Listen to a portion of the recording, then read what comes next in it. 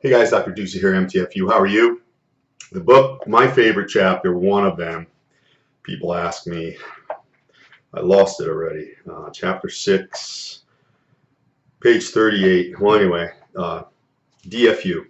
And I write that at the end of some of my passages that I produce each day. And people say, what is that? What that stands for is don't fuck up. It's very simple advice, but it has a lot of utility because we all do, and you want to minimize that. I fucked up for a long, long time. Although I had a lot of ostensible success on the outside, beautiful office, big practice, made money, all that stuff. I almost drove myself into the ground, literally.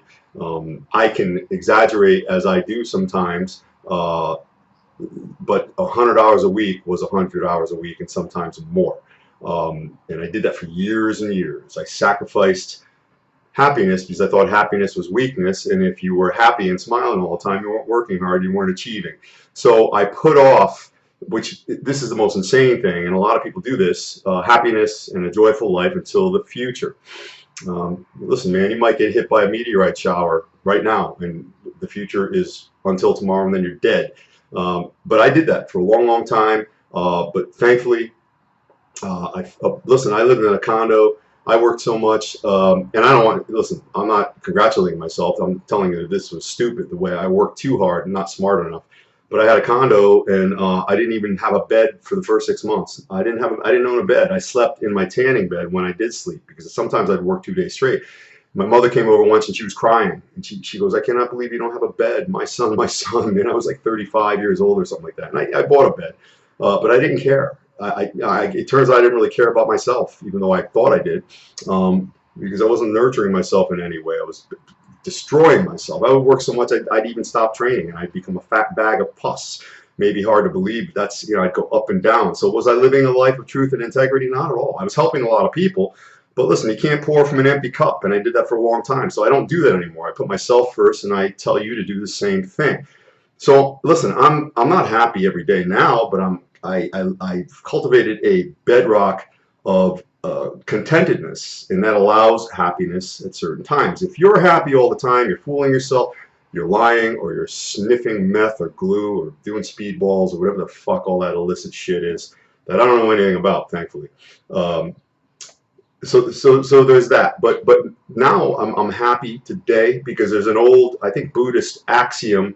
It goes like this: if you languish in the past, you become sad or depressed. If your mind is existing in the future, you live in anxiety.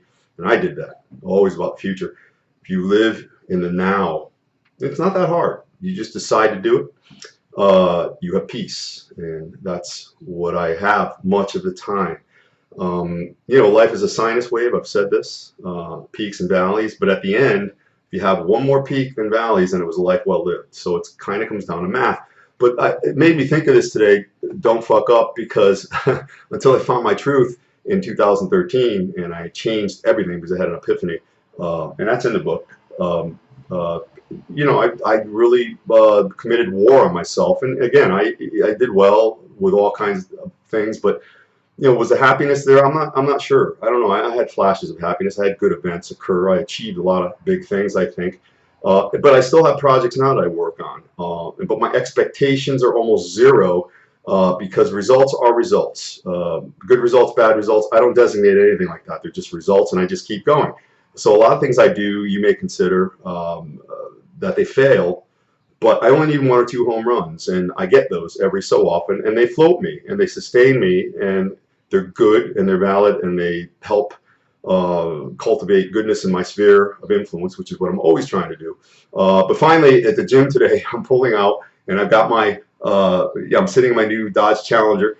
And as far as cars go, I'm not really proud about the car because, my whole philosophy is I didn't design the car. I didn't invent the car. I didn't engineer the car. I had nothing to do with any of that. I mean, I don't even own any tools for fuck's sake, but I was able to buy the car. So it's a good thing. It's good. It's nice to drive. It makes me feel good. I'm in good shape. I'm able to help a lot of people. I sit in my home office and work on projects. I drive a nice car. I go to the gym, work out in the best gym in the world. Have a couple of really good friends, just a few. And I have a fantastic relationship. And so the guy comes out my friend, he looks at my car and he goes, "Oh, Doc, you got it all together.